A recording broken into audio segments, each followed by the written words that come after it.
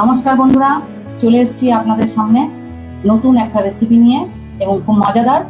আপনারা সকালেও বানিয়ে খেতে পারেন বা সন্ধ্যেবেলাও বানিয়ে খেতে পারেন বা বাচ্চাদের টিফিনেও করে দিতে পারেন। চটজলদি হয়ে যাবে। তাহলে চলুন আপনাদের এই মজাদার রেসিপিটা দেখাই।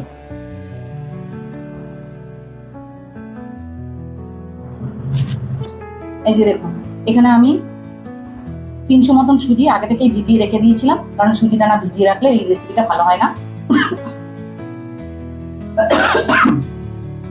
আর এখানে রয়েছে, দেখুন, আমার লাগবে রেসিপিটা তৈরি করতে অল্প একটু মুগ ডাল, অল্প একটু বিউলির ডাল, পাতিলেবু, কাঁচা লঙ্কা, বিনস, গাজর, টমেটো কুচি, ক্যাপসিকাম কুচি, পেঁয়াজ কুচি, ধনেপাতা কুচি। আর তার সাথে লাগবে বাটার আর ইনো। তাহলে চলুন আমি তৈরি করি। প্রথমেই আমি মিশ্রণটা তৈরি করে নিই।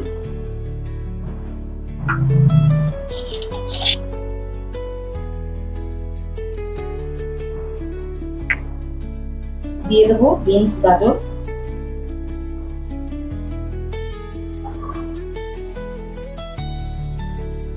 আর তার সঙ্গে কাঁচা লঙ্কা কুচি আছে, ওটাও দিয়ে দেবো। দিয়ে দেবো টমেটো কুচি, দিয়ে দেবো ক্যাপসিকাম,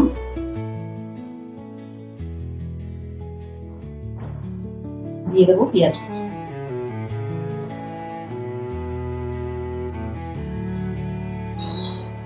এবার সব মিশ্রণগুলো আমি ভালো করে মেখে নেব।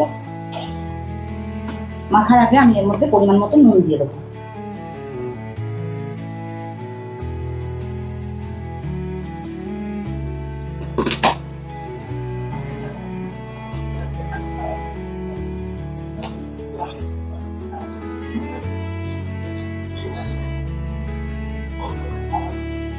সব উপকরণগুলো সুন্দর করে মাখাতে হবে।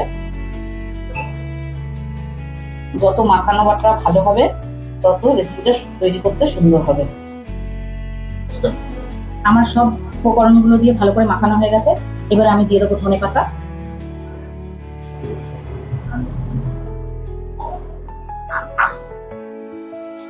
এরপরে আমি দিয়ে দেবো একটু পাতিলেবুর রস,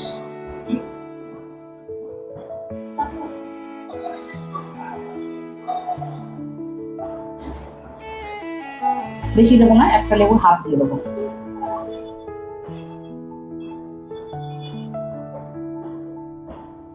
আবারও আমি এগুলো ভালো করে মেখে নেব।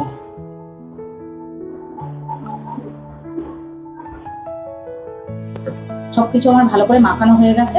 এবারে আমি দিয়ে দেবো একটু ইনো। আমি কতটা দিচ্ছি আপনারা দেখে নিন, সেই বুঝে আপনারা দেবেন। পুরো প্যাকেটটা লাগবে না, এই ঠিক এতটা পরিমাণ মতন দিয়ে দিলেই হবে, কারণ এটাকে ফোলবার জন্য এটা দেওয়া। এবার এটাকে ভালো করে মিক্স করে রেস্টে রেখে দেবো কিছুক্ষণ। 10 থেকে 15 মিনিট মতন আমি রেস্টে রেখে দিয়েছিলাম। আচ্ছা, এখানে আপনাদের একটা কথা বলতে চাই, আমি ইনো ব্যবহার করলাম, আপনারা চাইলে খাওয়া সোডাও ব্যবহার করতে পারেন। আর হচ্ছে গিয়ে আমি পাতিলেবু দিলাম, আপনারা টক দইও ব্যবহার করতে পারেন। আমার কাছে নেই, তাই আমি যেটা ছিল সেটাই আমি ব্যবহার করেছি। তাহলে চলুন শুরু করি।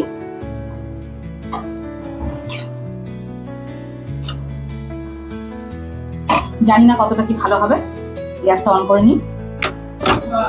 আচ্ছা, এদিকেও আমি গ্যাসটা অন করে নিচ্ছি। এদিকে আমি গ্যাসটা অন করে নিয়ে আমি একটু যেটা লাগবে আমার সেটা তৈরি করে নিই, তারপর আপনাদের দেখাচ্ছি। প্যানটা আমার গরম হয়ে গেছে, এবার এর মধ্যে আমি বাটার দিয়ে দেবো। 1 চামচ মতন বাটার দিয়ে দিলাম।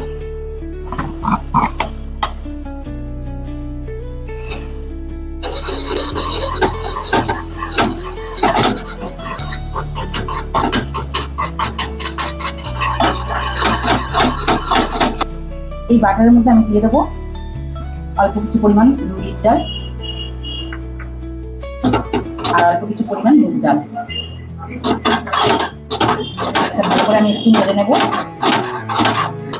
এর মধ্যে একটু কারি পাতা দিলে ভালো হতো, কিন্তু আমি কারি পাতাটা আনতে পারিনি, সেই জন্য আপাতত এটা দিয়ে করছি। আপনারা চাইলে এর মধ্যে কারি পাতা উঠতে পারেন, খুব ভালো লাগে। একটু ভাজা ভাজা হওয়ার মতন করতে হবে, লাল লাল হবে ডালগুলো।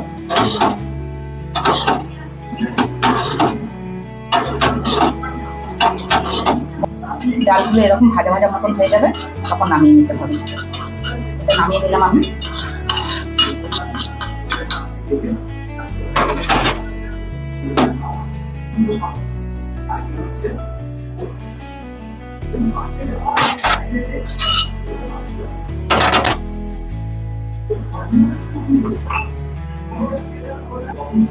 এবারে আমি কড়াইতে একটু বাটার দিয়ে দেবো, অল্প সামান্য। এই যে দেখুন, একদম সামান্য।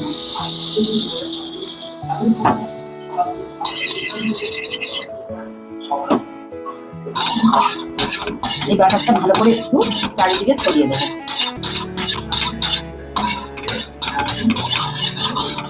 বাটারটা আমার ভালো করে গরম হয়ে গেছে।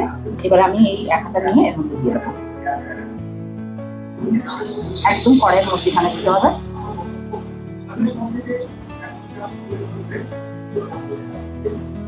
ঠিক এভাবে দিয়ে দেবেন।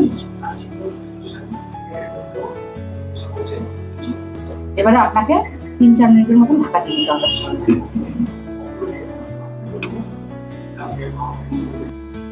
এটা এভাবে এরকম ঢাকা দেওয়ার পরে গ্যাসটা একটু বাড়িয়ে দেবেন।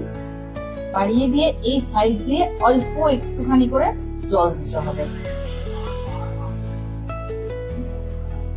একদম অল্প সামান্য।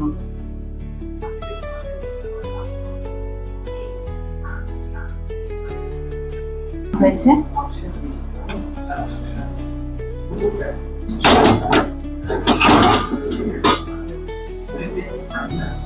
দেখুন কি সুন্দর ফুলে উঠেছে।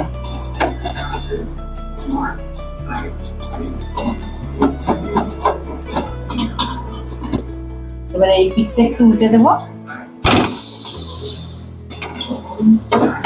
দিয়ে আবারও একটু ঢাকা দিয়ে দেবো।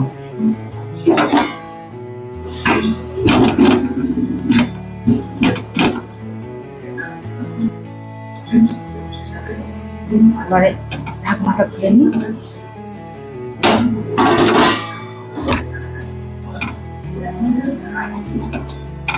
খুব সাবধানে করতে হবে।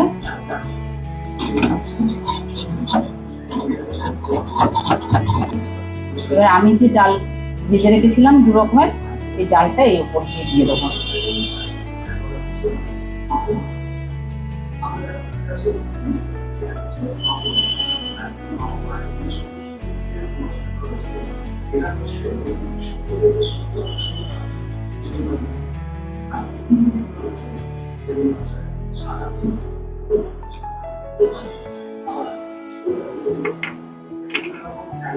এবার এটা আমার হয়ে গেছে, নামিয়ে নেব।